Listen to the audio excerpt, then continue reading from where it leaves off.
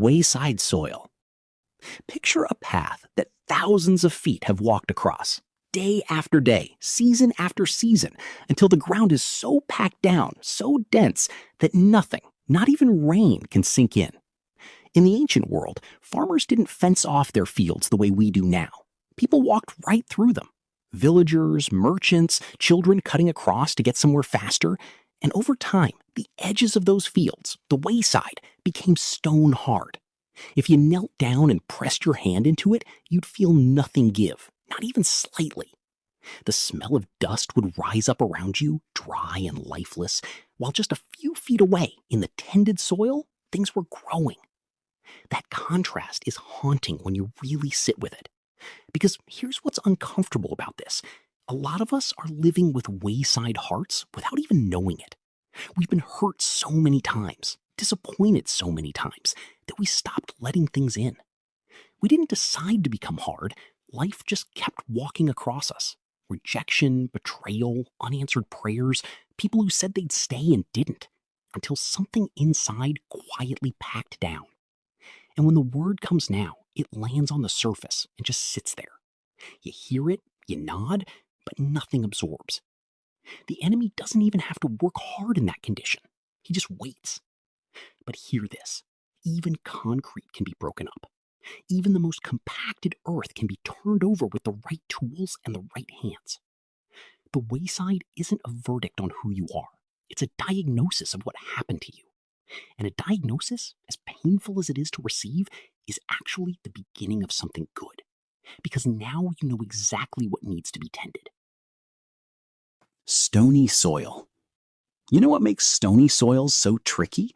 It looks amazing at first. Seeds go in, and almost overnight, things shoot upward, green and alive and full of promise.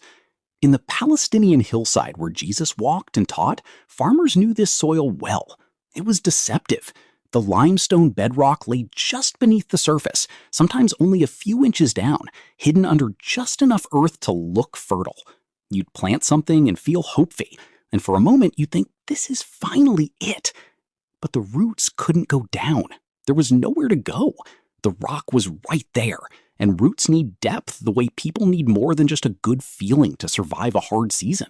So the moment the sun got intense, the moment real pressure came, the plant had nothing to draw from underground, and it withered. Gone. Just like that. And I think this is one of the most quietly painful soil types to recognize in yourself, because the emotion in stony soil is real. People with this kind of heart genuinely feel things. They cry during worship and mean it. They make promises to God in the middle of the night, and every single word is sincere. But emotion, no matter how genuine, is like weather. It changes with the conditions. What doesn't change is roots. Roots are what keep you anchored, not when things feel good, but when they don't. When prayer feels dry, when the sermon doesn't move you, when you're sitting with God in a season that feels like nothing is happening.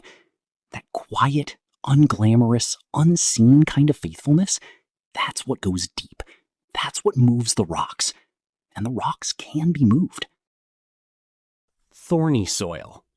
Right, so this one hits different because thorny soil is actually good soil, genuinely fertile. It has everything it needs: the depth, the nutrients, the moisture, the potential. If you held a handful of it, it would feel rich and dark and ready. And if nothing else were growing in it, it would produce exactly what was planted. But here's the problem. It's crowded. There's stuff growing in it that was never intentionally planted. Weeds that came in quietly, seeds carried by wind or by time or by the simple weight of living in a world that never slows down. Worries about money, anxiety about the future, the low-grade, constant noise of just keeping up. And these thorns don't announce themselves. They don't show up all at once. They creep in slow, wrapping around the good seed before you even notice anything is different. Jesus was very specific about this. He named the cares of this world and the deceitfulness of riches as the things that choke the word until it becomes unfruitful. Not dead, not removed, choked. That word is doing a lot of work. It means there's life there. The plant exists, but it can't breathe. And honestly, that describes a lot of people sitting in churches right now. Not rebellious, not backslidden, just quietly suffocating under the weight of a full life. The thorns aren't always sin either, and that's the part that catches people off guard. Sometimes it's a career that's good, a relationship that's good, a dream that's completely reasonable, just crowded in so close that the most important thing can't expand. The work of thorny ground isn't loud or dramatic. It's the slow, daily, sometimes boring practice of choosing again, and again, and again. Fertile soil. Here it is. This is what everyone's hoping for. Good ground. Prepared ground. Ground that's been broken up and cleared out and made ready for exactly this moment. And what happens when seed lands in soil like this? It doesn't just survive, it multiplies. 30 times, 60 times, 100 times what was planted. In the ancient farming economy of Galilee, a 10-fold harvest was considered exceptional. 100-fold was almost unheard of. Jesus chose that number on purpose. He was describing something beyond ordinary return. He was describing ground that has been so thoroughly prepared, so genuinely opened, that it produces at a level that surprises even the one who planted. Now, don't misread this as fertile soil people having it all together. That's not what this is.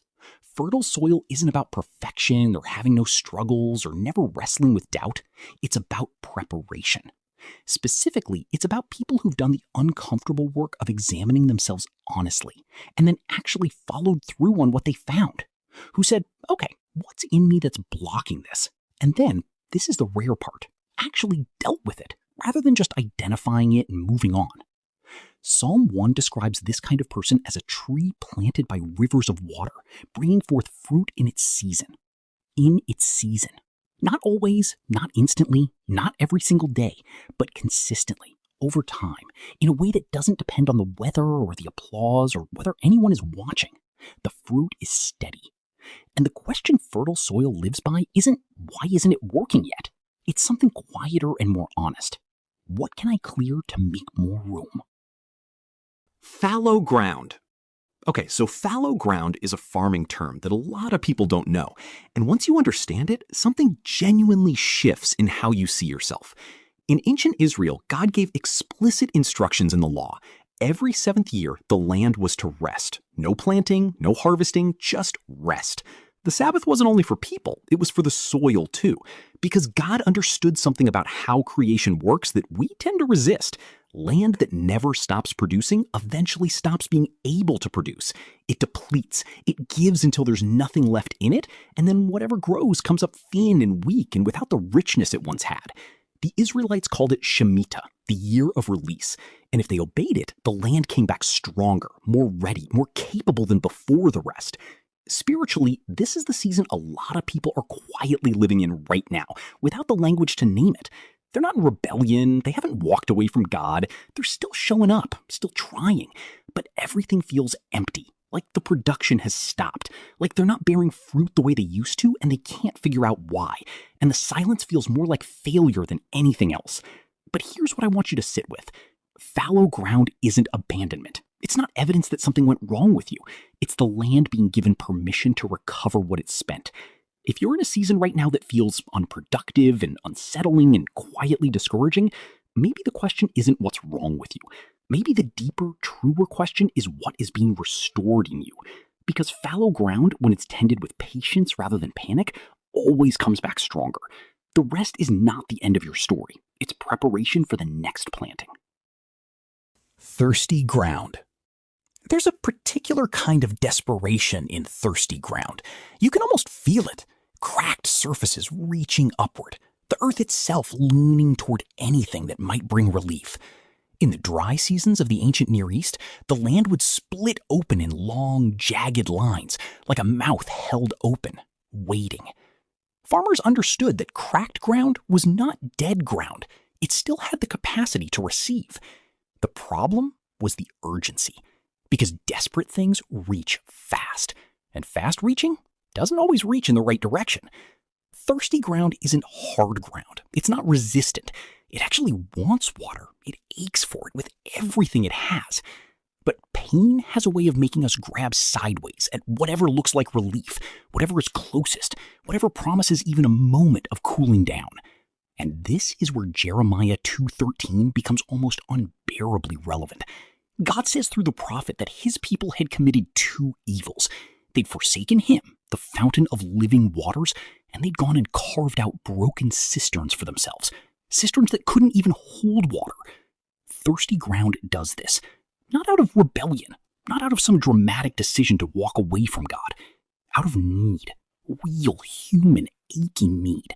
The kind of need that makes you reach for a relationship that isn't healthy, a habit that numbs instead of heals, a distraction that feels like rest but leaves you more depleted than before. The answer to thirsty ground has never been shame. It's always been redirection, helping the ground learn what living water actually tastes like so it can stop mistaking reflections for the real thing. And when thirsty ground finds the real source, it drinks deeply, and it holds it. Parched ground. Parched ground is different from thirsty ground, and the difference matters more than most people realize. Thirsty ground still reaches. It still has the reflex of wanting, even if it reaches in the wrong places. Parched ground has moved past that. It's gone further, past desperation and into a kind of stillness that isn't peace. The cracks are deeper. The surface is turned almost powdery, like something that would dissolve into dust before it could absorb anything. And the most unsettling thing about parched ground is that it no longer registers the need, because it's been dry so long it's forgotten what moisture felt like. Spiritually, this is the place nobody wants to say out loud that they're in. The prayers stopped. Not dramatically, just gradually, quietly, one skipped morning at a time, until stopping became the new normal. The Bible hasn't been opened in months. Not because of anger or a decision to walk away, just exhaustion. A long series of things that didn't land the way they were supposed to. Hopes that stretched out and never arrived. Proverbs 13:12 says it without softening it. Hope deferred makes the heart sick. Parched ground is a sick heart. And from the outside, it can look completely fine. It goes to work, it answers messages, it shows up. But something inside, quietly and without announcement, dried up. Now, and this is important, parched ground is not beyond what God can reach. Isaiah 35 doesn't describe the desert as a cautionary tale. It describes it rejoicing, blossoming, the parched ground singing. That's a promise. But parched ground can't absorb a flood. It needs slow, steady, faithful water over time. That's exactly what God does with the driest places. He doesn't rush. He tends. Miry places. This one's the most unexpected. Miry places, swampy, muddy, low-lying ground where things get stuck, aren't what you'd expect when you're thinking about spiritual dryness or hardness. This isn't ground that lacks water. The problem here is almost the opposite. There's plenty of water, but it's the wrong kind. It's pooled, stagnant, water that came in and never moved out, sitting heavy and dark, going nowhere. And in that kind of environment, the things that thrive aren't things that need light or movement or fresh air. What grows in stagnant water are the things that are perfectly comfortable staying in the dark. In biblical geography, the miry places were the marshes, places along riverbanks or low valleys where water collected after floods and just sat there, disconnected from the living flow. Ezekiel 47 carries one of the most striking visions in all of Scripture, a river flowing from the temple of God, deepening as it goes, bringing life to everything it touches. Fish in the Dead Sea, trees along the bank, healing and abundance wherever the river reaches. But Ezekiel notes something quiet near the end of the vision. The swamps and marshes were left, not because God overlooked them, but because they had not connected to the flow. And spiritually, miry places are full of people who carry a lot of history with God, a lot of knowledge, a lot of years. But something got stuck. Movement stopped. And without movement, the things that should have passed through, old offenses, wounds that never fully closed, bitterness that settled in so slowly it just became part of the landscape, those things took up residence. Miry ground doesn't need more information. It doesn't need another sermon about what it should do. It needs moving water, living water, and the quiet courage to stop clinging to what's stagnant and let something fresh come through. Your soil is already being shaped, whether you're conscious of it or not, and what takes root in it next will quietly determine the person you become. Don't move on without watching the next video. It exposes every biblical fruit of the Spirit and shows you with startling clarity exactly how they change you. Because if you can't name what's supposed to be growing in prepared ground, you may never recognize it when it finally arrives.